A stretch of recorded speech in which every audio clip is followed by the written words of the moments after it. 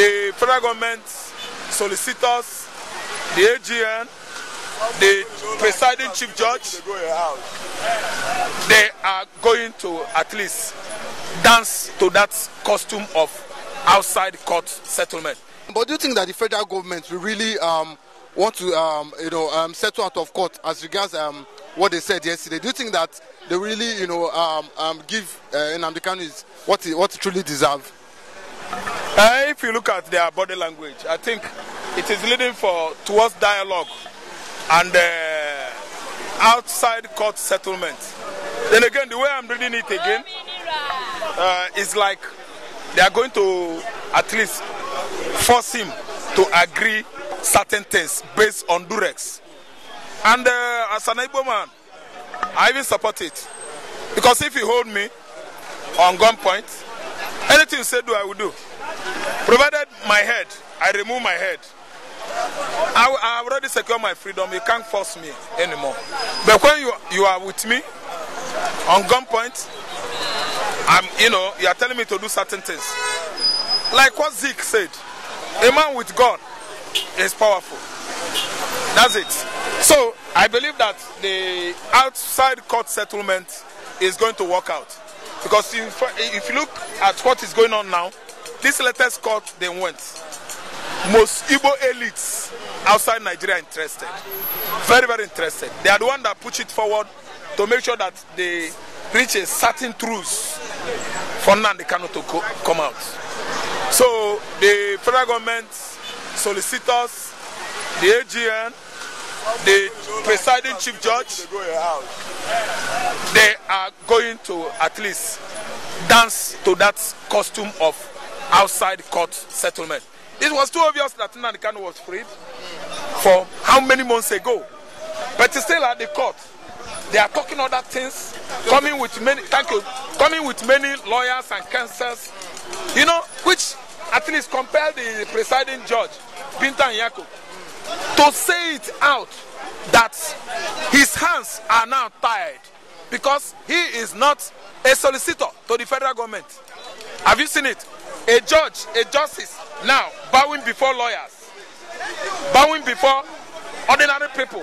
Justice is now swayed for sake of Nigerian country, for sake of government, public office holders, for sake of disgruntled politicians, for sake of selfish interests. Justice is no longer standing outrightly as an equity,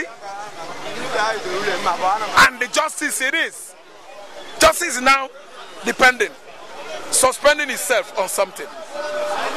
Justice in Nigeria is being swayed here for sake of individualistic mentality, for sake of ethnic bigotry, for sake of religious bigotry, for sake of selfishness. So justice is not playing out anywhere in the judiciary, any part of Nigeria. There's no justice for anybody. Justice is no longer the hope of common man. Any common man, you are depending on justice jumping up. Oga, if court hold you, no justice for you. Oh, there will be no justice for you. Because some persons are at the back of chief justice and chief judges, remoting them, telling them what to do. If court set you free, some persons will still hold you. Quote me right. Justice is no longer the hope of the common man in Nigeria. Justice has deviated from being what it is epitomized being. Justice, an epitome of peace, is a lie. Justice, an epitome of hope for the common man, is a lie. Justice has been thwarted, swayed and rubbished by Nigerian judiciary and federal government of Nigeria. It is no longer being justice like before. If it is actually being justice, we know, Nnamdikanu would have been out since. Federal High Court set him free. Nnamdikanu that won his own libel suit against federal government, 2.something billion. Have they given him the money? Because Meiti Allah patron Badijo that was detained the other day, they freed him. Fulani is telling the whole world that they are the highest tribe in Africa. that nobody can pray with them. See, let me tell you. See Bororo, Fulani, Bororo. See Mandigo. See all of them. They are what? Oppressing and oppressing other race, other tribes on the continent of Africa. And if you want to know where Fulani is very powerful in Africa, come to Federal Republic of Nigeria. I will tell you that Nigeria is sold to Fulani. Fulani bought Nigeria 200 and something years ago, 1804. When Ottoman Danfodio, the leader of jihadism, was marching from Futajalon Island towards north, Kanu. He won.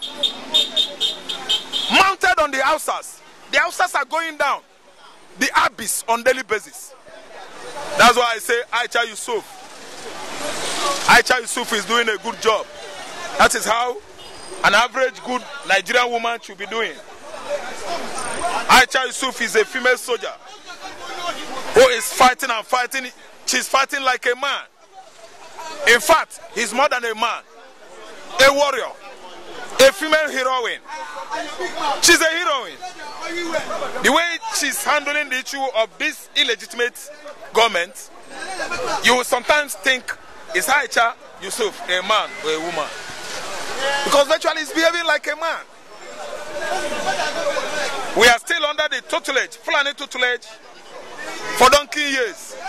And nobody's doing anything about it. Fulani are the prominent politicians we have in the northern states of Nigeria, not the Hausas. Anytime you are hearing the big names, political big names, political bigots in the north, it is Fulani, it's not Hausa man. It's not a Kanuri man. It's not Bari man. It is Fulani man. Fulani has virtually captured all the political structures in the northeast, northwest, core north, mid-north, everywhere in the north. Fulani are everywhere there. Because Hausa man is busy what? Doing what? Hausa man is busy eating cow, eating tuwo chinkafa. Are you listening to me? Farming in their various farmlands there. Cultivating dawa, yam, and other agricultural produce. Farm produce, everything in the north. Farming is Hausas.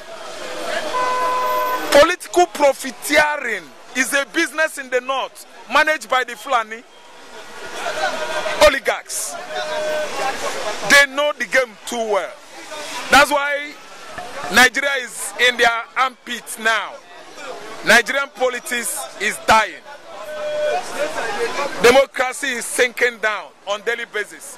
Fulani man is not a Democrat. Fulani man is a man brainwashed within Arabic education. Fulani man is nothing but a religious what? Bigot. That's why Nigeria is not moving forward. Religion brought by Fulani man to Nigeria here is the reasons Nigerian politics or politicking could never gain you and I. We can never make profit out of it. Because once you are not a Fulani man, they believe that you don't worship Allah and Muhammad. But when you are Fulani, original Fulani, they will believe that you are worshiping Allah and Muhammad. May I cite an example? Yorubas that are Muslim in Southwest, do you think Fulani Muslims regard them? Fulani Muslim does not regard them. They believe that Yoruba is just being a Muslim for nothing. Because Fulani believe that they are the only ones serving Allah and Muhammad. That Yorubas, Muslims, Imam and Alpha are fake. Fulani Muslim never believe Yoruba Muslim. Are you listening to me? Fulani Muslim never believe Yoruba Muslim. That's why what Fulani is looking after always is to slaughter, to criticize, to turn their back on their southern Muslim counterparts. Fulani has virtually defeated everybody religiously in Nigeria. There's no way. The only problem, let me say, the only problem they have is Igbo man, a resilient man, a do or die man, die-hard man. Fulani is afraid of the southeastern Nigeria. I will choke you. Allow the herdsmen free grazing to graze towards southeastern Nigeria. Oga, one cow will not return. We will take the whole cow for meat and finish all of them. That is what Igbo man stands for. But as regards this Nnamdi Kanu issue now, do you not think that the pressure is getting to the government, even to Binta Nyako, as regards what she said yesterday? Do you not think, like, we've seen countries like US, celebrity like Idris Abdikarim, even Edu Clark last week came out and said that Tinubu, for him to, at least restore, democracy, he has to, free Nnamdi Kanu from detention. Do you not think the pressure is getting to the government? Yes, the pressure is mounted on federal government because from all corners, Igbo elites, Igbo stalwarts, businessmen, billionaires all over the world. I told you before that all hands were on desk to discuss about Nnamdi Kanu's release and to proffer political solution to our political impasse, ravaging the country currently. So what we are doing now, everybody, all hands on table, and you see my own analysis on social media, is to make sure that I speak or talk Nnamdi Kanu out of prison. And if word is enough to bring Nnamdi Kanu out of prison, I champion it. I listen to me. Simon Ekpa did. And likewise other agitators, fellow agitators. We have done a lot to make sure that that young man is free. So what we are saying now is that Tinubu should use that at least as a vehicle to solve political crisis going on in Nigeria. Politics or politicking is not about only minding your people. No. Run a government of national inclusion. Include everybody. You don't run a government based on your kinsmen. You don't run a government based on compensation, based on people that did campaign for you. You must go in the interior part of the country and make selection for good quality. To agitate, to do good work. I don't know what I understand. To agitate for true democracy. You don't go and employ racial racists, surrendering yourself with gunmen. That is not democracy.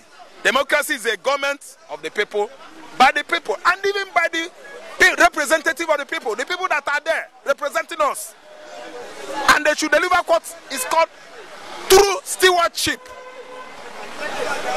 Healthy, friendly stewardship is service. It's not when you won an election, you become big man. You turn yourself to Mountain Everest. No. Nigerian politicians are slave raiders, slave drivers. I don't trust them. I don't like them. Biafra agitation is useless. Biafra agitation cannot stand. But the Fulani herdsmen, bandits, Boko Haram, Ashwab, Al-Qaeda, Eshabai, they are not useless group. They want to stand, and the Biafra will perish. How do you think that evil will prevail over righteous? Wickedness to prevail over righteous, and evil to prevail over good. Darkness cannot cover light. Rather, light will shun darkness away. Biafran at the east, rising sun of Africa, the light of Africa, it cannot be quenched. The eye of Africa, it cannot be quenched. Biafra is the glory, future glory of Africa, future glory of black man, black race all over the world. It cannot be quenched. Ojukwu did not lose the war because he's a coward or because he don't know how to fight or because he lose the war.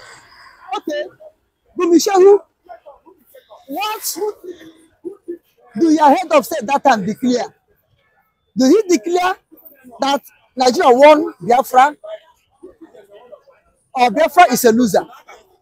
Shekugumi, can you tell me what is no victor, no vanquish? No victor, no vanquish. Shekugumi, can you tell me what that means? That made you to say Ojukwu fought the war and lose. No victor, no vanquish, which means the two sides play draw. It's a draw game. time, there was no penalty shootout, and there was no extra time. If there's a penalty shootout or extra time, the game could have continued. Then by that time, we know whether Nigeria won by penalty shootout or do they won on extra time. But no victor, no vanquish, the free blow the whistle. The game stopped immediately. It's like when you enter to the wrestling ring or boxing ring, and the time they give to fight, wrestling or boxing, the time have reached and expired, and the referee stop the fight. The person who hold the title before will still hold that title. That's what happened between Biafra and Nigeria. Oju did not lose the war. But time reach. Ojuku, Biafra, they play draw. Then Biafra have to return back to Nigeria because Nigeria was the one who hold the trophy before we said no. We are capable to hold the trophy also. That's why we return. And now we come back to take the trophy. And now we will succeed to take the trophy. Because this is return match. This is return match. And this time, Biafra will take the trophy. I'm telling you honestly. Because see why Biafra will take the trophy. Now, Nigeria is not able to block us again. Starvation is no more best weapon of the war. The starvation now is in Nigeria. Hunger now is in Nigeria. Nigerians are crying now. They don't see to eat. Nigerians are crying now. No light. Nigerians are crying now. They can't go to their farm. No peace. Killing and kidnapping in the north, Nigeria. Raping at the massacre in the northern Nigeria.